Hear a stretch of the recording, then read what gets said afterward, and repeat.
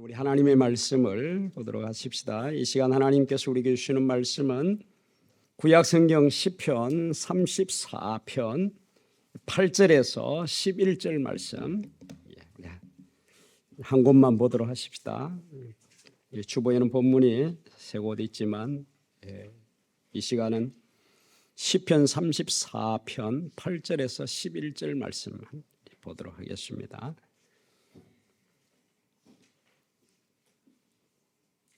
이 말씀 저와 함께 한 절씩 교독하고 마지막 절 우리 같이 함께 읽도록 하십시다. 시편 34편 8절 말씀을 제가 먼저 읽습니다. 너희는 여호와의 선하심을 맛보아 알지어다. 그에게 피하는 자는 복이 있도다.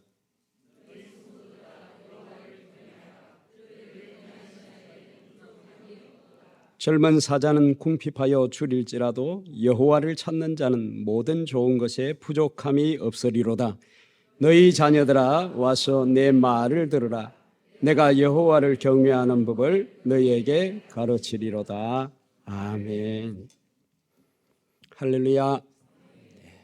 오늘 우리는 이 짧은 인생을 살면서 또 하나님을 알고 예수 그리스도를 믿음으로써 특별히 주님의 몸된 교회의 집사로 또 이제 권사로 섬기다가 이제 정년이 되어서 또 정년과 은퇴 예식을 갖게 된 귀한 분들을 우리가 축하하고 또 함께 격려하는 그런 귀한 시간을 갖게 되었습니다. 이 시간 정년과 은퇴하시는 분들의 그간의 노고와 헌신에 교회를 대표해서 깊은 감사를 먼저 드립니다. 나는 선한 싸움을 싸우고 나의 달려갈 길을 마치고 믿음을 지켰으니 이제 후로는 나를 위하여 의의 면류관이 예비되었으므로 주 곧 의로우신 재판장이 그날에 내게 주실 것이며 내게만 아니라 주의 나타나심을 사모하는 모든 자에게도니라. 아멘. 바라기는 이 위대한 대사도의 이 신앙 고백이 오늘 정년과 은퇴를 하시는 모든 분들의 고백이 되시기를 주의 이름으로 권면합니다. 은퇴라고 하는 그 영어 단어를 보면 retire로 되어 있습니다. 문자 그대로 보면 다시 타이어를 갈아 끼우고 달린다, 이런 뜻이 되어 있습니다. 교회의 직분은 이렇게 교회 법에 의해서 정년이 있고 그래서 정년이 되면 은퇴를 하지만 우리가 분명히 하나 아는 사실은 평생 달려가야 할 이 신앙에는 은퇴가 없습니다. 정년도 없고요. 그러므로 정년과 은퇴 이후에 사실은 이제 교회로 요구받는 모든 직분의 무게를 내려놓고 오직 우리 주님만을 바라보면서 그 굳은 믿음과 신앙생활로 어쩌면 오히려 더 본질에 충실할 수 있는 기회를 부여받는 것입니다. 그래서 이제부터는 진정한 성도와 참된 그리스도인으로서의 삶이 오늘 정년을 맞으시고 은퇴하시는 우리 권사님들에게 꼭 있기를 주의 이름으로 축원합니다. 여기 제가 진정한 성도와 참된 그리스도인이라고 표현을 했습니다. 이걸 저는 달리 표현하면 경건한 어른이라고 그렇게 표현하고 싶습니다. 혹시 여러분 신앙생활을 하면서 인생을 살아가면서 어려운 문제를 만났을 때, 신앙적 고민을 만나게 되었을 때 찾아갈 수 있는 어른이 혹시 여러분 있으십니까? 여기서 제가 말하는 경건한 어른은 목사나 장로 등과 같은 이 직분을 말하는 것도 아니고 그저 나이가 지긋한 분을 말하는 것도 아닙니다.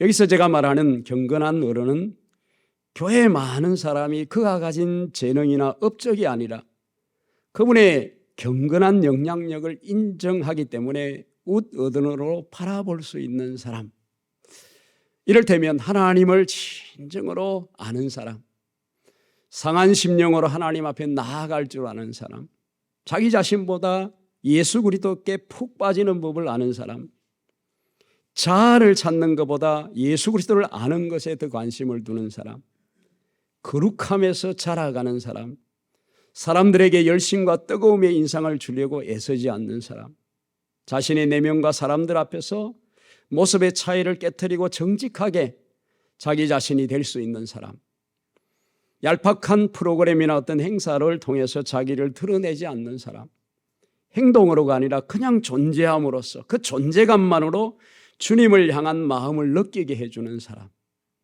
이런 분은 인생에 있어서 심지어 이 교회에서도 이리 치고 저리 치면서 한 번도 그리스도의 모습을 생각조차 할 수 없던 그 사람들이 그분을 생각하면 주님이 어떤 분이신지를 느끼게 되고 알게 되고, 그래서 경건한 영향력으로 다가오는 사람, 이런 사람을 가리켜 경건한 어른이다, 이렇게 우리는 표현합니다. 이런 경건한 어른이 있는 교회를 한번 생각해 보십시오. 그런 교회는 각종 분야의 전문가들이 나서서 주요한 기관이나 무엇을 경영하듯이 자기 분야의 전문성으로 일을 하는 교회가 아니라 그저 경건한 어른과 그 제자들로 구성된 경건한 관계로 이루어진 교회이겠죠. 경건한 어른은 직책이나 분주함 혹은 자기가 가진 전문성으로 영향을 미치려고 하는 것이 아니라 경건한 성품과 영적인 지혜가 그가 가진 학위나 그가 가진 기술이나 어떤 분야에서의 성취나 전문적인 지식보다 더 귀하게 여기는 교회, 그렇겠죠. 저는 이런 경건한 어른에 대한 그치지 않는 열망이 제게 있습니다. 경건한 어른들이 계시는 교회에 대한 꿈이 제게 있습니다. 왜냐하면 믿음과 삶에서 모범이 되는 이런 경건한 어른들이 있는 교회에서 목사로서 설교한다는 것은 대단한 자부심이요, 무엇보다도 그 설교에 힘을 얻게 되는 것이기 때문입니다. 사실 여러분, 설교는 성령의 능력 외에는 아무것도 필요하지 않습니다. 하지만 그럼에도 불구하고 그들의 존재, 경건한 어른들의 존재, 그 교회에 경건한 어른들이 있다라고 하는 사실은 목사의 설교의 산증명이 되기 때문입니다. 흔히 이런 설교를 하면 일반적으로 여러분 마음속에 어떤 생각이 드는지 아십니까? 노골적으로 표현하는 분도 있죠. 누가 저 설교대로 살 수 있겠어? 목사나 저렇게 살 수 있지, 세상의 직업을 가진 우리처럼 되어봐 저렇게 살 수 있을까? 목사도 저대로 살기 아마 힘들걸. 여러분, 이런 말이 솔직히 여러분 마음속에 있죠. 이런 말에 대한 대답이 누구냐? 교회에 있는, 교회에 존재하는 경건한 어른들인 것입니다. 물론 우리 가운데 완전한 사람은 없습니다. 죽음 이전에 우리의 성화는 끝이 나지 않는다라고 성경이 가르치고 있지 않습니까? 우리는 여전히 목적지를 향하여 가는 순례자들 뿐입니다. 그럼에도 그 순례의 여정 가운데 이런 신앙의 본이 되어주고 우리 한 발 앞서서 이끌어줄 그 경건한 어른의 존재는 분명히 있습니다. 교회는 이런 사람들을 정말 필요로 하고 교회는 이런 분들이 많아야 하는 것입니다. 상상해 보십시오, 여러분.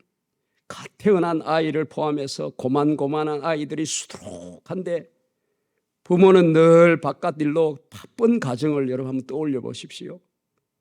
그 집안이 어떻게 되십니까? 그 집과 집안이 얼마나 정신이 없겠습니까? 저는 오늘날 교회의 모습이 혹 이런 모습이 아닌가, 그런 생각을 해봅니다.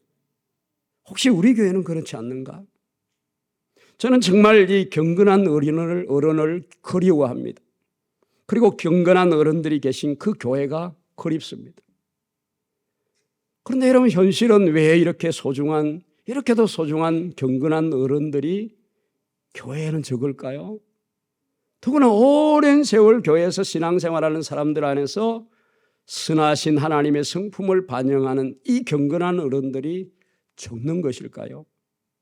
신앙의 성숙은 세월이 꼭 필요하지만 그러나 세월만으로 되지 않습니다. 왜냐하면 그것은 하나님의 말씀 위에 견고히 서서 하나님을 알아가고 그분을 사랑하고 정직하게 하나님의 말씀 앞에 자신을 인정하면서 회개와 믿음의 순종이라는 이 반복되는 과정을, 이 긴 과정을 통해서 우리 하나님께서 빚어가시는 은혜의 결과이기 때문에 그렇습니다. 한마디로 경건한 어른들이 적은 이유는 하나님의 선하신 성품을 알지 못하고 맛보지 못한 삶 때문이라고 할 수 있습니다. 고로 여러분, 율법적인 신앙생활을 영위하는 것에서는 진정한 내적인 참된 변화가 일어나지 않습니다. 변화는 안에서부터 밖으로 일어나는 것이기 때문입니다. 흔히 교인들이 말하고 하는 대로 하나님은 우리가 하나님은 내가 원하는 것 무엇이든지 주시는 하나님이시고, 내가 부자가 되고 내가 건강하게 잘 살기를 바라는 하나님이라고 우리가 진실로 믿는다고 해도 그 사람은 경건한 어른이 될 수 없습니다. 그런 분은 하나님으로부터 자신이 원하는 것을 얻어내려고만 하는 만년 어린아이일 뿐인 것이죠. 성경이 가르치는 하나님의 이 선하심을 알지도 못하고 경험하지도 못할 것이기 때문입니다. 오히려 경건한 어른이 되어가는 사람은 오직 성경이 가르치는 선하신 하나님께만 초점을 맞추고 사는 사람이라고 할 수 있을 것입니다. 그러므로 평생에 걸쳐서 하나님을 바라보는 우리의 이 왜곡된 시각이 반드시 하나님의 말씀에 의해서 교정되고 또 교정되어야 하는 것입니다. 그러기에 성경은 하나님께 대한 우리의 이 왜곡된 시각을 교정해 주는 이야기들로 가득 차 있습니다. 오늘 제가 시간 관계상 신약의 본문인 누가복음을 읽지 않았습니다. 왜냐하면 우리 모두가 잘 아는 이야기이기 때문입니다. 일명 탕자의 비유 이야기이기 때문입니다. 오늘날 교회에서는 아이들은 너무 많습니다. 그런데 어른이 적다는 말이죠. 그것도 이 비유의 이야기에 아버지를 닮은 어른들은 너무 적습니다. 어떻게 우리는 이 아버지를 닮은 경건한 어른이 될 수 있을까요? 어떻게 하면 우리는 이런 아버지의 성품을 드러내며 살아갈 수 있을까요? 과연 경건한 어른이 되는 길은 어디에 있는 것일까요? 그것은 오늘 우리가 읽은 시편 34편 8절에 있습니다. 하나님의 선하심을 맛보아 아는 것, 이것이 비밀입니다. 그것은 주의 인자하심을 맛보는 것이라고 베드로전서 2장 3절은 또다시 반복해 주고 있습니다. 즉 아들이 아버지의 선하심과 인자하심을 진정으로 맛보기 전에는 그들은 언제나 아들일 뿐인 것입니다. 이 비유에서 아들들이 큰아들이든 작은아들이든 그가 탕자이든 바깥 탕자이든 집안 안 탕자이든 그 아들들이 아버지가 되는 길이 시작되는 자리가 어딘지 아십니까? 그들의 선하신 아버지를 경험하는 순간입니다. 그들은 아버지를 닮기 시작했다는 거죠. 그들은 아버지의 은혜를 경험하는 순간 어른이 되는 길목에 들어서고 있는 것입니다. 분노하는 죄인, 자기의에 가득 차 있는 인간, 불평과 원망밖에는 튀어나올 것이 없는 사람을 변화시키는 것은 여러분 오직 하나님의 은혜밖에 없습니다. 하나님의 은혜만이 그 사람을 속에서부터 변화시켜 놓는 것입니다. 여러분 우리 잘 아는 빅토르 위고의 레미제라블, 거기 주인공 장발장, 그 장발장을 변화시킨 이야기가 무엇일까요? 은혜가 죄인을 변화시킨다라고 하는 이야기가 장발장이 보여주고 있는 이야기입니다. 빵 하나를 훔치고서 그것이 죄가 되어서, 배가 고파서 빵 하나 훔쳐 먹은 것이 죄가 되어서 19년이라는 세월을 감옥에서 보낸 그 장발장, 그 내면에 뭐가 남았을까요? 오직 분노인 거죠. 사회에 대한 분노, 가진 자에 대한 분노, 오직 인간에 대한 분노로 가진 인간이었습니다. 무엇이 이 사내 장발장을 변화시킵니까? 그건 마리엘 주교를 통해서 받은 경험한 그 은혜뿐입니다. 죄를 묻지도 아니하고 선을 악으로 갚는 이 장발장에게 계속해서 선을 베풀어주는 마리엘 주교의 그 은혜가 장발장의 그 내면을 바꿔놓고 있습니다. 이 순간부터 장발장은 사회에 대한 분노를 내려놓고 사회에 대해서 분노하는 아들이 아니라 사회를 치유하고 은혜를 베푸는 어른이 되기 시작합니다. 그래서 그가 시장이 되어서 하는 일이 뭡니까? 사람들을 돕는 일이에요. 어려운 사람들에 대해서 시장이 되고서도 구체적으로 그들과 함께하면서 그들의 친구가 되어주면서 변화되지 않습니까?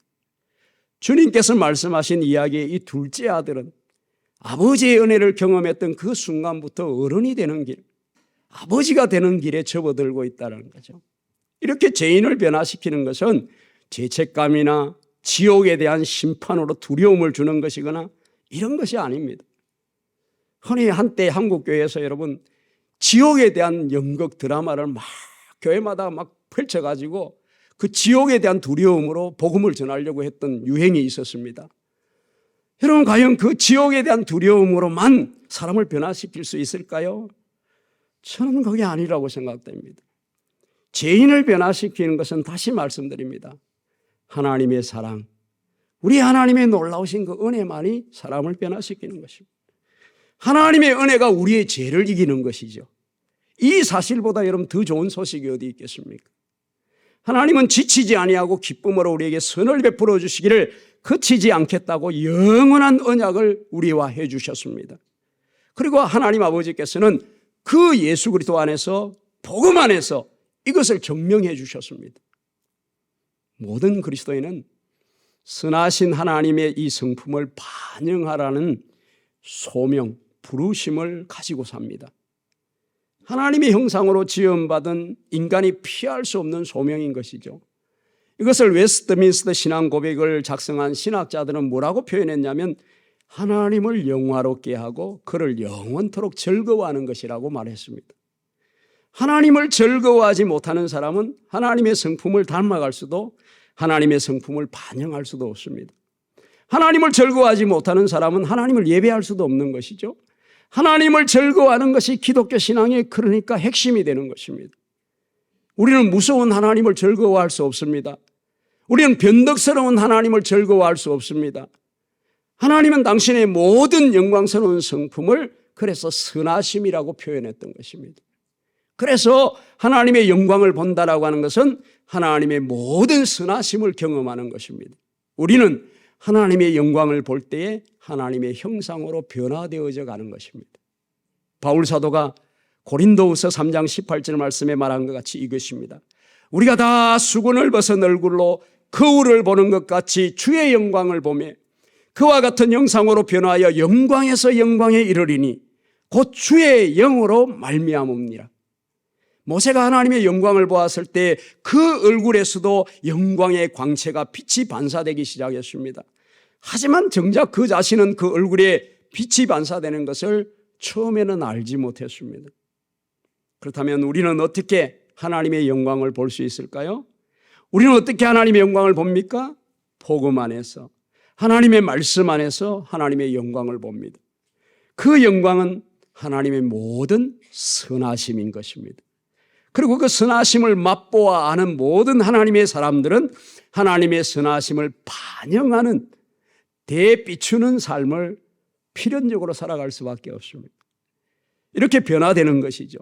성령께서 하나님의 말씀을 통하여 우리 안에 그 일을 하고 계시는 것입니다. 우리가 참 회개와 믿음으로 하나님의 선하심을 알게 되면 알게 될수록 우리는 하나님의 성품을 반영하는 사람이 된다는 거죠. 다른 방법이 없습니다. 이것은 모든 신자들 안에 행하시는 성령님의 은혜로운 사역인 것입니다. 교우 여러분은 하나님의 성품을 반영하라는 이 소명을 가지고 있습니까? 여러분은 하나님의 선하심을 반영하는 이 변화, 영광에서 영광으로 이르는 이 변화를 경험하고 계십니까? 오늘날 교회는 이런 사람들, 하나님을 닮은 경건한 어른들을 그 어느 때보다도 필요로 하고 있습니다. 선하신 하나님을 경험적으로 알므로써 우리는 인생을 통해서 하나님의 선하심을 드러내라는 이 소명을 감당해야 하는 것입니다. 바로 이런 우리들, 경건한 어른들로 인해서 하나님의 교회는 가득 채워져야 한다. 드문드문 있는 것이 아니라 가득 채워져야 한다라는 말씀이죠. 바라기는 우리 땅끝교회에 그와 같은 은혜로운 역사가 있기를 주의 이름으로 축복합니다. 오늘 은퇴하시고 청년이 되시는 우리 집사님, 권사님 여러분, 교회 직분은 앞서 말씀드린 대로 정년도 있고 또 이렇게 은퇴도 합니다.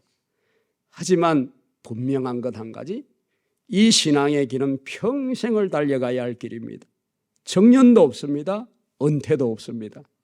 이걸 기억하시고 오늘 이 정년과 은퇴식 이후에 여러분 이제 직분의 무게를 내려놓고 그저 주님만을 바라보면서 더욱 굳센 믿음과 신앙생활로 그래서 진정한 성도, 참된 그리스도인, 경건한 우리 땅끝교회의 어른들이 되어주시기를 주의 이름으로 축복합니다. 그래서 정말 우리 후배들이 여러분들을 바라보았을 때에 주님을 느낄 수 있고 주님을 바라볼 수 있고 그래서 여러분들을 통해서 더 큰 소망으로 드문드문이 아니라 우리 땅끝교회는 경건한 어른들로 가득 찬 교회, 이게 우리의 보람이요 자랑이요 우리의 모든 소망이 되기를 주의 이름으로 축복합니다. 그래서 오늘 진심으로 은퇴와 정년을 축하드리면서 여러분 마음 가운데 이 귀한 도전과 과제를 드립니다. 함께 이 길을 그렇다고 여러분 아니란 거 아닙니다. 우리 모두도 이건 경건한 어른은 나이와 상관없습니다. 우리 모두 하나님 주 예수 그리스도만을 바라보면서 우리 땅끝 모든 성도들이 아들이 아니라 아이들이 아니라 아버지 경건한 어른들이 다 되시기를 주의 이름으로 축복합니다.